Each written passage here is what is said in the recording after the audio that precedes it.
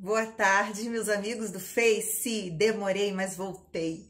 Adriana, professora Adriana, com mais um Tira-Teimas da língua portuguesa para vocês. Hoje nós vamos falar um pouquinho sobre vícios de linguagem. O que é isso? Vícios de linguagem são, às vezes, a maneira de eu me pronunciar, né? De eu me expressar, que acaba gerando um desconforto, uma coisa assim, meio feia na utilização da língua, tá? Eu separei alguns aqui para vocês. Dentre eles, nós vamos falar hoje sobre cacofonia, né? Fonia, som, caco, um caco de som, ambiguidade, redundância, preciosismo e plebeísmo. Sobre cada um deles, vamos lá, bem devagar. Cacofonia nada mais é do que, na junção das palavras, eu acabar criando um som ruim, né? Como assim? Por exemplo, cometemos muito. Ela tinha um livro e não me emprestou. Ela tinha. A junção, né, do finalzinho do lá com tinha criou a palavra latinha. Ela tinha, né? A boca dela, cadela. Então isso cria uma coisa assim ruim para se ouvir. A gente chama de cacofonia. Então nós temos que ter cuidado na junção das palavras, principalmente, né, na hora da escrita, para quem vai ler. Então, ela tinha, a boca dela, né? O nosso hino, criou a palavra suíno, tá bom? E muitas vezes cria até um som mais pesado, por exemplo, ela nunca ganha, né? Caga, nunca ganha, né? Escapei de mais uma, de mais uma. Então fica uma coisa ruim. Eu tenho que ter esse cuidado na hora de juntar, né, o meu pensamento, a minha fala e as minhas palavras, para não criar e cair num vício de linguagem chamado cacofonia, ok? A não ser que seja proposital, né? Na criação de uma música, de uma paródia, eu propositalmente quis fazer isso, né? Tem até há muito tempo uma música do Gatinho, te comia na cama, te comia no quarto, não tinha um negócio assim? É um exemplo de cacofonia, mas foi proposital, né? E na música a gente tem a liberdade de expressão, entenda quem quiser. Mas a gente está falando aqui no emprego, na utilização do nosso idioma, na língua, na hora que se faz necessário, no dia a dia, tá? Ambiguidade. O que é ambiguidade? E só salientando aqui, né? Há um tempo atrás, ambiguidade, essa palavra, gui, né? Nós usávamos esses dois pontinhos em cima do U, que chamava trema. Com a reformulação ortográfica, não existe mais esse trema. Então, ambiguidade. Não existe mais em tranquilo, em linguiça, né? Não tem mais o trema. Ambiguidade. O que é ambiguidade? Ambiguidade, o próprio nome já diz, né? É esse duplo sentido. Por exemplo, um noticiário. O ladrão, o policial prendeu o ladrão correndo. Gera o duplo sentido. Quem corria? O policial, enquanto corria, prendeu o ladrão? Ou o policial prendeu o ladrão enquanto o ladrão estava correndo? Então, eu tenho que arrumar essa frase, né? O policial, enquanto corria, prendeu o ladrão. O policial prendeu o ladrão enquanto este corria, tá? Outra coisa, vou dar um exemplo. Mataram a vaca da tua tia. Mataram a porca da sua tia. Olha que coisa horrível, né? Eu tô chamando a tia de porca? Ou foi o animal da tia? Ou mataram a porca que era da sua tia? Mudou, tá? Então, a gente tem que ter muito cuidado nesse duplo sentido. Na hora que eu formulo uma frase, formulo uma notícia e dou esse duplo sentido, né? O vereador faz na vida pública o mesmo que faz na privada. Olha, que péssimo. Ou seja, ele só faz na vida pública M, né? Eu quis dizer o quê? O vereador faz na vida pública o mesmo que ele faz na sua vida privada. Eu omiti e acabei brincando com isso. Então, a ambiguidade também ela pode ser proposital ou não. Mas estamos falando do nosso dia a dia. Cuidado com a ambiguidade. Redundância. Redundância, gente, é ser redundante. É chamado também de pleonasmo, vicioso. O que é isso? É o subir para cima, o descer para baixo. É a hemorragia de sangue, né? É uma doença hepática do fígado. É uma conjuntivite ocular. Como é que eu posso? Cheirar com o nariz? Não dá, né? Ser redundante, cometer o pleonasmo vicioso. Toda mãe comete isso quando fala, né, zanga com seu filho e fala: entra pra dentro, menino, agora! Entra pra dentro. Vai entrar pra onde? Pra fora? Isso é uma redundância, tá? Cuidado também.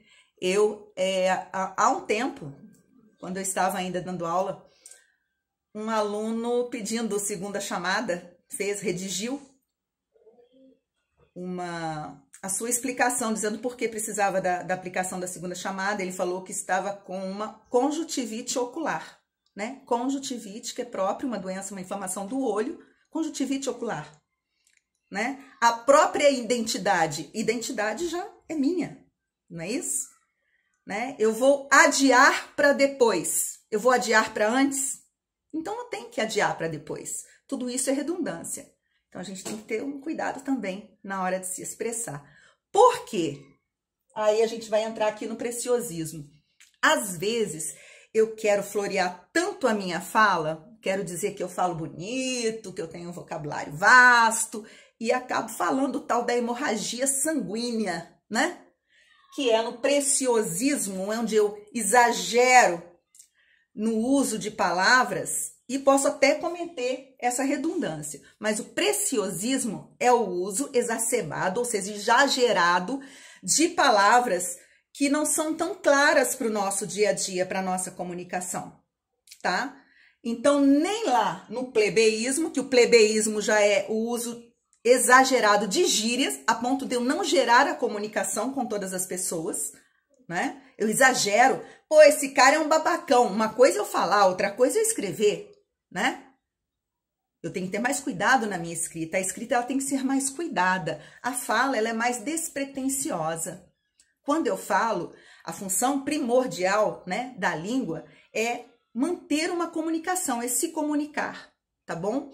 Então, eu cometo erro quando eu exagero no meu vocabulário, né, no preciosismo, e eu cometo erro também quando eu exagero cometendo plebeísmo, ou seja, a linguagem muito cheia de gíria, muito, né, restrita a um grupo. Então, eu tenho que manter a linguagem adequada ao meio, ao momento. Eu vou para uma entrevista de emprego, eu tenho que manter um nível, né, de linguagem, e nem tanto lá e nem tanto cá, mas que eu consiga me comunicar e mostrando realmente o meu conhecimento da língua.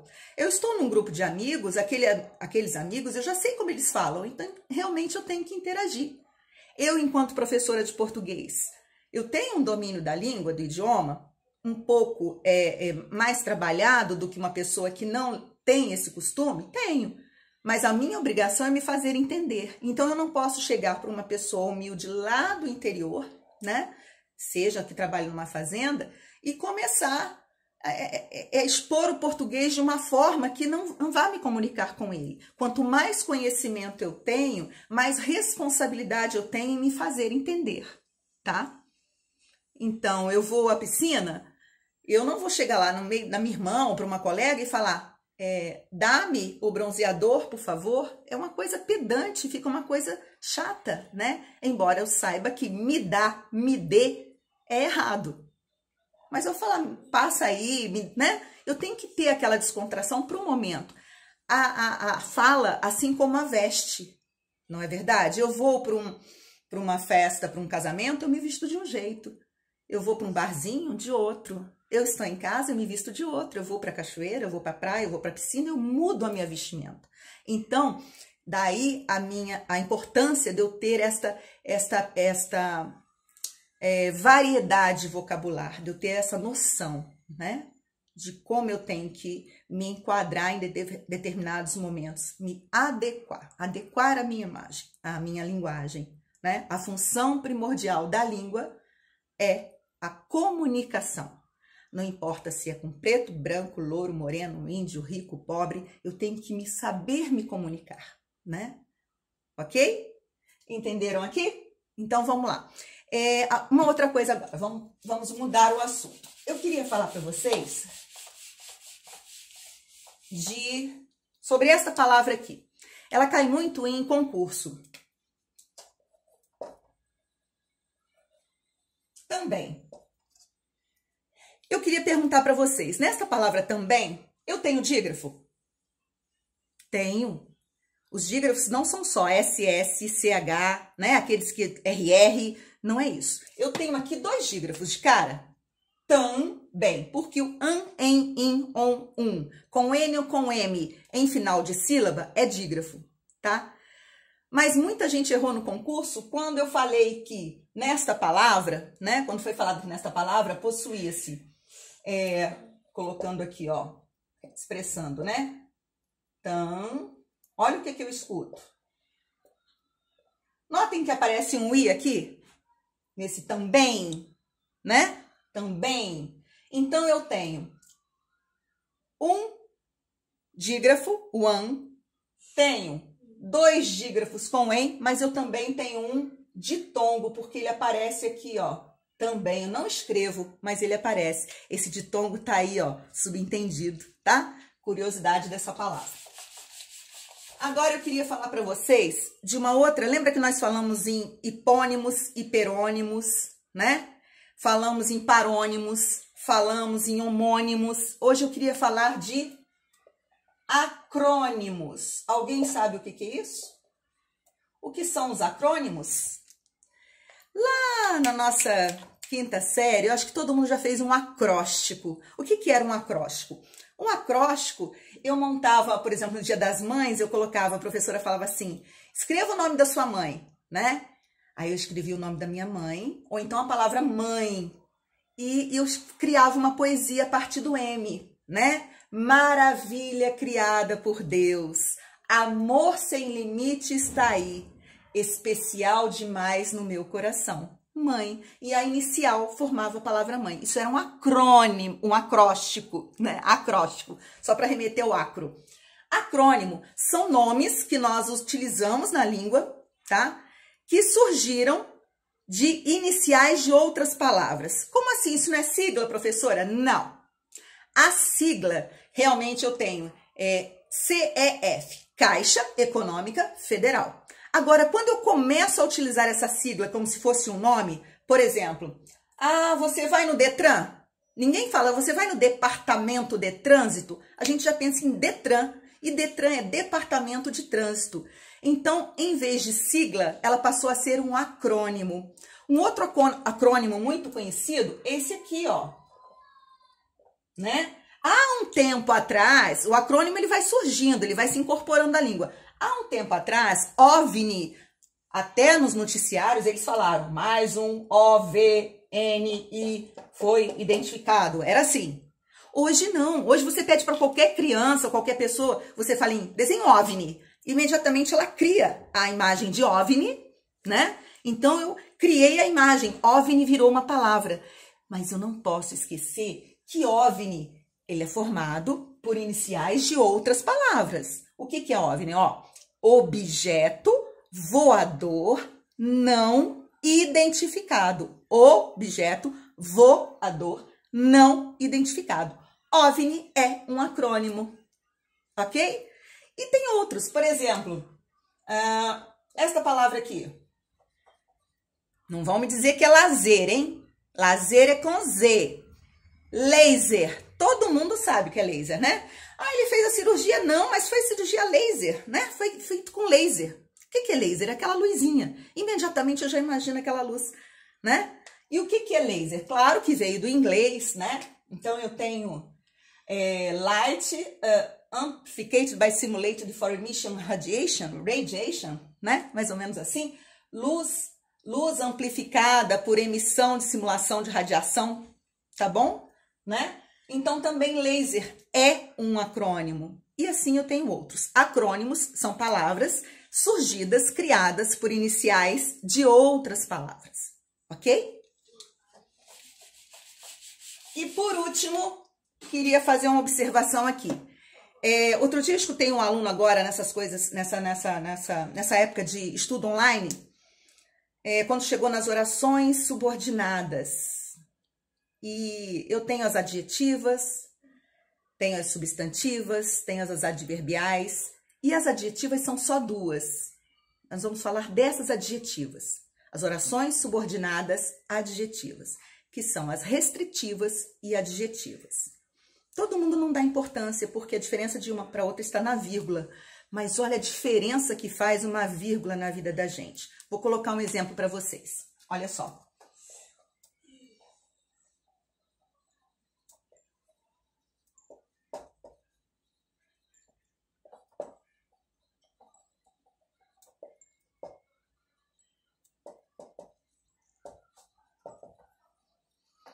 Olha só, coloquei sem vírgula, tá? O homem que é bom perdoa seus inimigos. Se eu colocar aqui, ó, o homem que é bom, vírgula, ó, perdoa seus inimigos, eu mudo. Quando eu coloco a vírgula, eu estou explicando algo, uma qualidade sobre o homem. Então, eu estou falando assim, o homem que é bom, ou seja, o homem que é um ser por natureza bom, essa vírgula é a minha explicação, o meu aposto. O homem que é bom perdoa seus inimigos. Com a vírgula, esse que é bom passa a me explicar sobre todo e qualquer homem. Então, essa frase diz que todo e qualquer homem, que claro, eles são bons por natureza, eles perdoam a seus inimigos. Se eu tirar essa vírgula, olha, gente, acabou. Eu limito a ideia de homem, tá? Peraí que vai cair aqui. Eu limito a ideia do meu homem. Eu já não trabalho mais com a ideia de que todos os homens perdoam seus inimigos. Somente o que for bom. Olha lá. O homem que é bom perdoa seus inimigos. Ou seja, o homem que é mau não perdoa. Eu deixo essa brecha, tá? Sem a vírgula, só o homem que for bom perdoará seus inimigos. Com a vírgula, todo homem é bom. Viram a diferença? Isso está a diferença na interpretação de uma notícia, né? Então, eu mudo completamente. Aqui, qual foi a mensagem? O homem que for bom perdoará os seus inimigos. Então, eu deixo a brecha de que o homem que for mal não perdoará. Quando eu coloco a vírgula, o homem que é bom, né? Eu tô só explanando o homem. Poxa, gente, o homem que é bom, todo homem é bom, perdoa seus inimigos. Então, quando eu coloco a vírgula, eu tenho uma oração subordinada adverbial explicativa. E quando eu não coloco vírgula, eu restringo a ideia de homem. Somente o homem que for bom perdoará a seus inimigos. Ok? Fechando a nossa aula.